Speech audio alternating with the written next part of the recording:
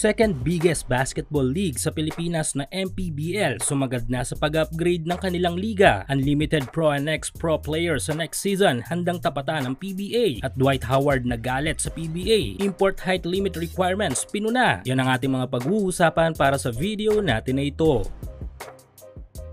So patuloy ang pagdami ng ating mga mahusay na mga basketball players sa ating bansa at tila hindi yata kaya ng ating pambansang liga na PBA na kuhanin lahat ng mga young players na sumasali sa draft kada taon. Kaya malaking katanungan sa lahat kung saan napupunta ang ilang mga undrafted players sa PBA. Well, maliban sa PBA ay may isa pa tayong Pro League kung saan ay kayang mag-adapt ng mas maraming mga basketball players. Dahil na rin siguro sa dami ng kupunan ng mga kasama dito at hindi ganong maigpit ang mga requirements sa mga draftees. Ito nga yung Maharlika Pilipinas Basketball League o MPBL. Dito nga kalimitang pumupunta ang ilang mga undrafted players sa PBA. Dito kasi ay mas may papakita ng mga undrafted players na mga ito ang kanilang talento dito sa MPBL kesa lumaro na lang sa mga liga sa kanilang mga probinsya. At ngayon nga ay tila mas nag-upgrade pa ang MPBL upang makapagbigay pa ng mas malawak na option sa mga teams and players at makapagbigay pa ng malawak na experience sa mga manonood. Base sa inilabas na report, ito nga ang ilang mga upgrades ng MPBL. May tuturing na biggest upgrade ito sa liga. Ito nga yung pagbibigay permiso na magpasok ng kahit ilang mga pro players and ex-pro players ang bawat kupunan. Dagdag pa dito ay pwede din nilang i-combine sa ilang mga college players ang mga pro players na kukuhanin ng wala ding limit ang bilang. Magiging mas malaking tulong ito every MPBL team dahil hindi na sila malilimitahan sa pagpasok ng kahit ilang mga pro players na kanilang gugustuhin sa team. Dahil dito ay mas mabubus ang lineup ng bawat kupunan at mas tataas pa ang antas ng kompetisyon. Idagdag pa natin dito ang posibleng sunod na plano ng MPBL. Ito nga yung pagkuha ng mga kupunan ng dalawang imports tulad ng sistema ng ilang mga liga overseas. Dahil dito ay mukhang unti-unti nang tinatapatan ng MPBL ang PBA at kung mangyayari ang mga planong ito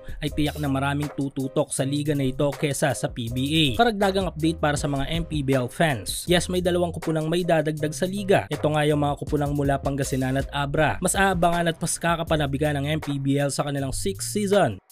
At speaking of PBA naman, ay merong isang sikat na NBA player na tinitira ang sistema at nagagalit na sa ating pambansang liga. Ito nga ay walang iba kundi ang 8-time NBA All-Star at NBA Champion na si Dwight the Superman Howard. Mula sa video ng Go for Gold PH kung saan ay kinuha nila si Howard bilang endorser ng kanilang mga scratch card products, ay nilabas nila ang video kung saan ay inilalabas ni Dwight ang salubin nito ukol sa import requirements ng PBA. Ayon kay Dwight ay wala daw liga ng basketball sa mundo na may height limit ang mga imports. Yes, direktang pinuna ni Howard ang basic requirements ng PBA sa mga import. Ito nga yung height limit. Dahil sa requirements na ito ay literal na limitado ang mga reinforcement ng mga PBA teams na kanilang planong kuhanin. At para sa aking pansariling opinion about dito ay kung susundin ng PBA ang payo ni Howard na tanggalin ang height limit sa mga imports ay tiyak na muling aangat ang liga.